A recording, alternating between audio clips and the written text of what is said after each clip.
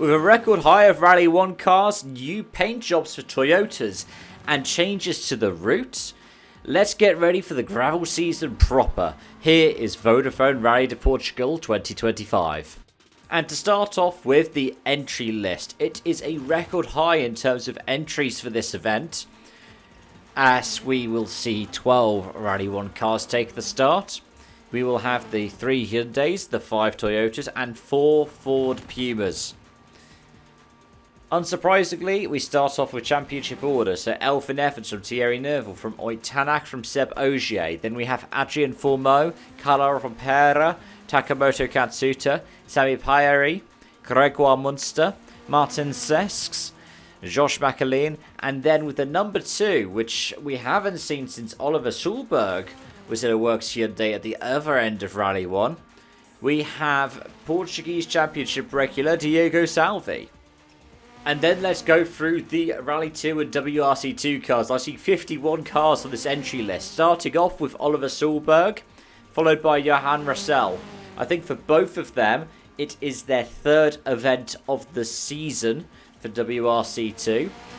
Schulberg performed really well last year before crashing out just after Sami Payari had also crashed out at the event. So Schulberg is going to hope that he can make up for what happened last year, but also a disappointing Safari Rally for his 2nd point scoring round. Johan Russell comes into this in fine form, having won the first 2. Gus Greensmith's the next top seeded Rally 2 car from Fabrizio Zaldivar. Then we have Jan Solans and Rupa Korhonen making it 3 Toyotas in the top 6 seeds. Followed then by Younger Russell Leo, Mikko Heikkila, Lauri Una, Roberto Dapra, and then Kaitan Kaitanovic. What that means is we have quite a nice balance at the top end between Skoda and Toyota. 5 Skodas and 4 Toyotas we've read so far, as well as the 2 P8 Sport Citroens. The next entry is the Iron Link Citroen for Pablo Sarrazin, son of former WRC driver and F1 driver and Le Mans winner Stefan Sarrazin. Sarrazin Motorsport and Iron Links are working together on the entry, which also then includes Sarah Rumeau's Iron Dames car. But I'm going to get ahead of myself there. Before we get to Sarah Rumeau, we also have Romain Jurgensen in the Rally Star car. That is the WRC Future Stars. Romain Jurgensen was on a 2-year program to win the JWRC from having graduated from video game racing. He did it in 1. So he's got a full season in the BRC with M Sport, as well as this WRC2 program. You'll also see Yuki Yamamoto as the top-seeded Toyota Gazoo Racing World Rally Team Next Generation driver. Then we have Alejandro Mauro, Nikolai Gryshin, who is not entered for WRC2 points here. And then numbers 40 and 41. It seems so strange to see these names so far down the entry list, but that's because they're not entered necessarily for WRC2. In fact, I don't think they're scoring WRC2 points here. Danny Sordo and Chris Meek, both WRC event winners in their own rights, are competing for the Portuguese Championship this season. And they will be competing for Hyundai for Danny Sordo and for Toyota for Chris Meek. Chris Meek last ran with Toyota in the WRC, remember. And they are going to be duking it out amongst the Rally 2 field. And on top of all of that, they are competing for the Portuguese Championship. It's so fascinating to see so many top names out there competing, following in the steps of someone like the late Craig Breen, with Chris Meek having taken up the mantle with Hyundai before going across to Toyota in honour of his fellow driver from the island of Ireland. After that, we have Robert Verveege in a TalkSport-backed Fabia. Pierre-Louis Loubet, who is with M Sport. This is the start of a WRC2 campaign for Loubet, who did a part campaign last year behind the wheel of a Skoda. He's making his way back into the WRC after his dropping from M Sport at the end of 2023. Jorg Linnemar is also going to be entered, as is Marco Bellaccia. Gonçalo Henriquez is the next Portuguese star to be entered, ahead of Bruno Bellaccia. Then Ricardo Teodosio, So we've got both the Balashas who are in Toyotas, and then Teodosio who's also got across to Toyotas, like Chris Meek. Pedro Almeida, Jose Pedro Fontes, Pedro Mieres, and then we get back to through Mieres to the WRC 2s with Alejandro Cachon, Hikaru Kagure, Bernard Ten Brink, Armindo Arrojo, another WRC veteran, Fabio Schwartz, the son of one-time rally winner Armin Schwartz, Giovanni Trentin, Diego Reloba, Ernesto Cunha, Rakan Al Rashed, who's in a Prince Sport GR Yaris, Alexander Villanueva, Miguel Granados, Raquel Sabashini, Uiga Soyu, Diego Mauro, Yugad Karagui, Christian Dolafan. Another name that we're seeing come back after years out of the sport, Peter Van Merkstein Jr. You might remember him from way back if you were playing the Milestone WRC games. They Van Merkstein Jr. and Senior ran, I think, Ford Focus World Rally cars, and then was it the Fiesta or the DS3? I can't remember off the top of my head right now. Juan Carlos Peralta, who we saw in Isla Canaria, Jorge Martinez Berizalde, Francisco Texera, Daniel Sigurdsson, and then number 99, last but by no means least, because again, this is another driver who you might know from the WRC back catalogue, Ricardo Trevino. Trevino scored points in the 206 WRC in Rally Mexico, about 20 years ago. His disqualification in 2008 is what gave Seb Ogier points on his WRC debut in a Citroen C2 Super 1600. In terms of Rally 3s, there are a lot of entries because in addition to WRC 3 we also have Junior WRC here. So starting off with the just WRC 3 entries, we have Arthur Pellemorg, who won in Monte Carlo, Giovanni Rossi. Then we have Takumi Matsushita as the highest Toyota Next Generation entry. Matteo Chatillon, Tom Pelleray, Shotaro Goto, the other GR World Rally Team Next Generation, Nathaniel Brun, Federico Anslan, Andre Martinez Barazaldi, and then we get into the JWRC entrance for this event. Amelia Hansen, unsurprisingly, comes in as the top seed ahead of Taylor Gill. Eamon Kelly in third. Ali Turkan, who, remember, is still considering trying to get one of those Puma drives later this season, ahead of Karim Kazaz, Thomas Martins, Claire Schönborn, who won the WRC Young Drivers, the Beyond Rally Initiative Award at the Rally in Sweden in a shootout with Alicia Bode. So she is going to be funded for the full season, similar way to the Rally Star program is.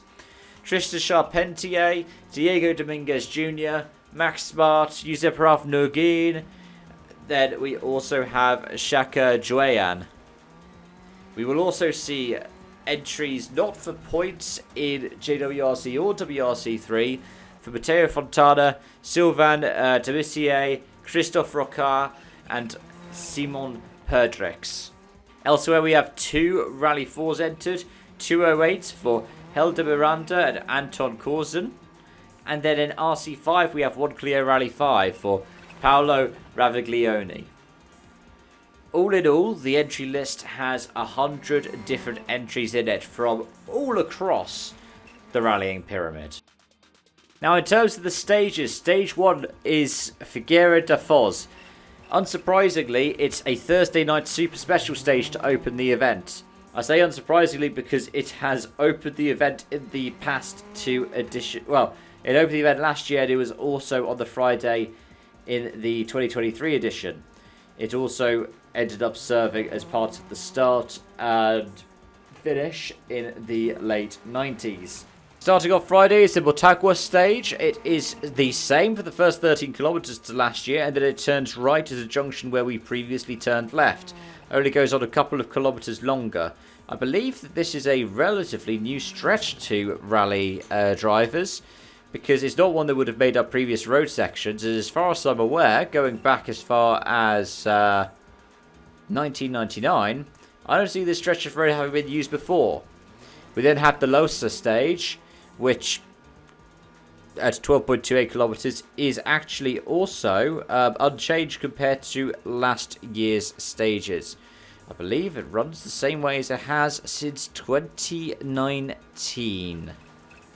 The Gois stage is next, and that is the third stage in both the morning and afternoon loops. Compared to last year's edition, it is slightly shorter at the start of the stage, and the distance goes, well, I believe, is it extended a little bit as well towards the end? Oh, sorry, no, comparing it to 2023, but it is the same as last year's one. The same as the shortened one for 2024 from the 19.33 that we had in 2023. And then we have Argonil, the legendary name. The stage that Walter supposedly drove through in the mist, essentially blinded and came out 40 seconds quicker than anybody else. This test is slightly shorter than last year's one by about 4.3 kilometers. It's similar to essentially the 2019 edition, which was the first time we saw the Argonil name return to the WRC. We also then have two other stages that will only appear on the Friday. First is going to be the Agueda Seva stage. At 15 kilometers long, it stays in terms of similar elevation levels throughout until you get to about halfway through, then it starts to climb up. But it's not, you know, even and flat. There are crests that you'll be going over and dips you'll be going into as well. Strangely enough, the ending of the stage previously served as a service park or a refueling zone in previous editions of the WRC. I believe it ends on what is essentially a rallycross course. Likewise, we also have the Seva Albugaria test to round out Friday. First car is expected through at 7:20 PM. Now, this test did appear in Rally Portugal before, but it would probably be surprising if a lot of drivers had gone through it before.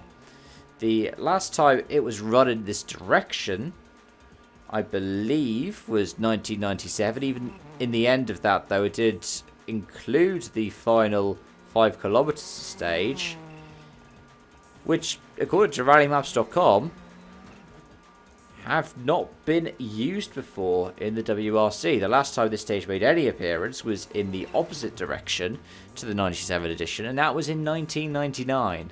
Saturday opens with Vieira del Minho at 70.69 kilometers. It is about 10 kilometers shorter than last year's edition, but it also largely cuts out some of that towards the start of the stage. I believe cuts about 4 kilometers at the start of the stage and then ends about 5 kilometers from last year's test. The second one is Cabeceiras de Basto at 19.91 kilometers of stage. It is unchanged from 2024. The third stage of each loop on Saturday is the Amarante test. Again, a classic and also a modern classic under the Amarante name of Rally Portugal. Compared to the 2024 test, the Amarante is actually quite a bit shorter. It's nearly half the distance. 22.1 kilometers is a long test, but compared to the fact that last year's one was a mammoth 37.2 kilometers, and the spectator zones towards the end of the stage through the hairpins have been cut out, as the stage ends now about 4 kilometers from the end of last year's test, and then starts about 11 kilometers into last year's test. It is a bit of a change.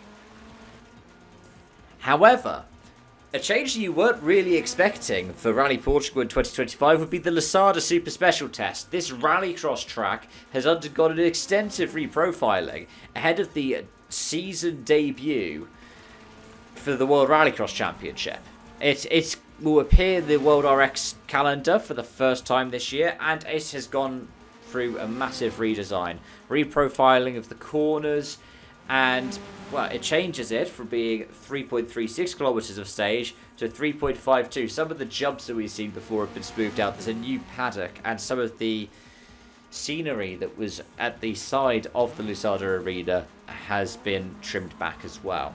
Sunday has 2 loops of 3 stages, essentially, though the first 5 are held quite close together before the regroup for the Wolf Power stage.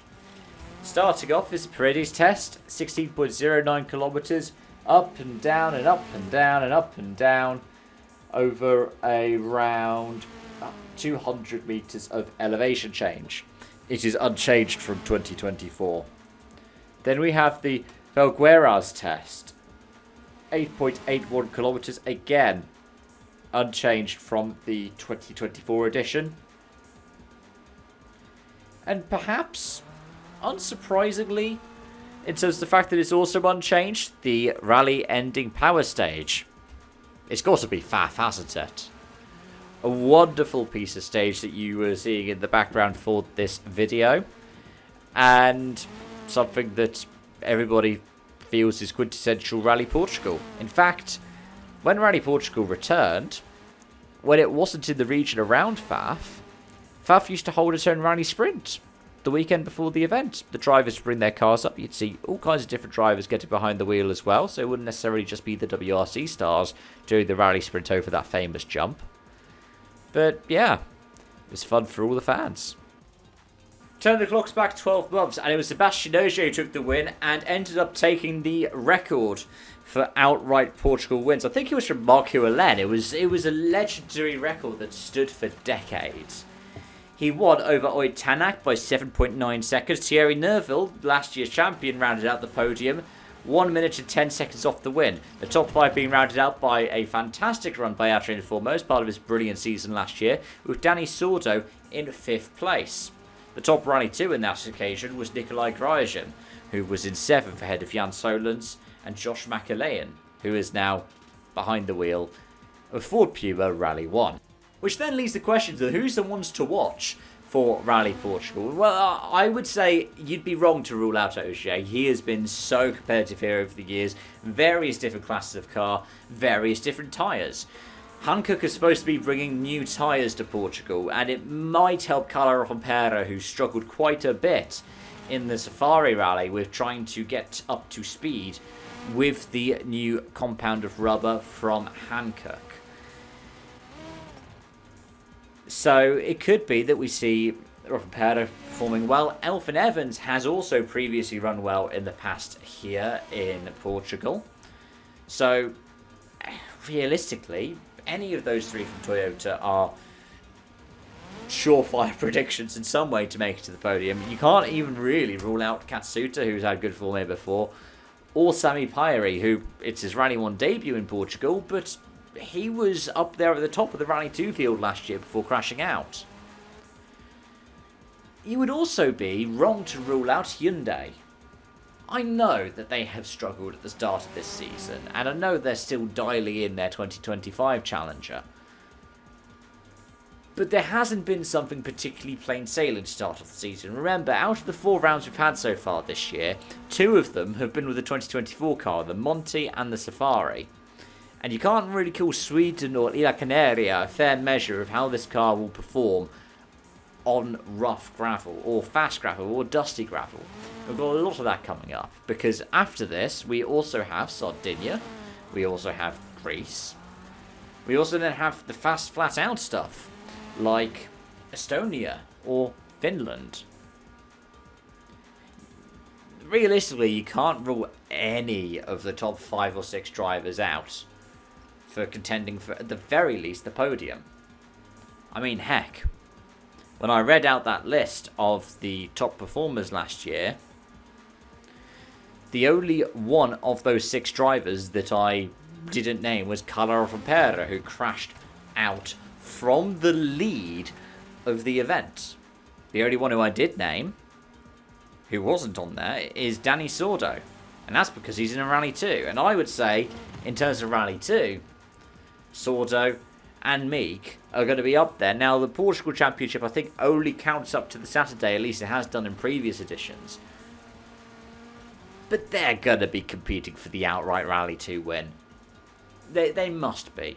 Oliver Solberg is also a shoo-in for if you're looking for somebody to bet on in terms of winning in WRC2.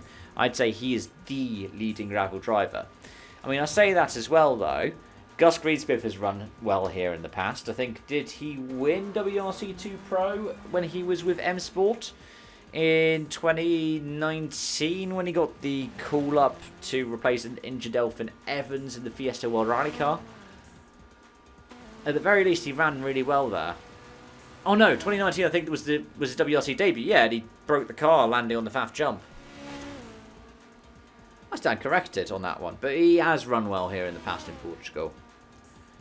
And Russell, I mean, is a nice all-rounder. You would be mistaken to think that the Frenchman driving a Citroen is only good on tarmac. He is good on all surfaces. His brother is the reigning French tarmac champion, but Russell is the complete product. Anyways, those are my thoughts and feelings. Let me know yours in the comment section down below. Thank you so much for watching, folks, and until next time, it's bye for now.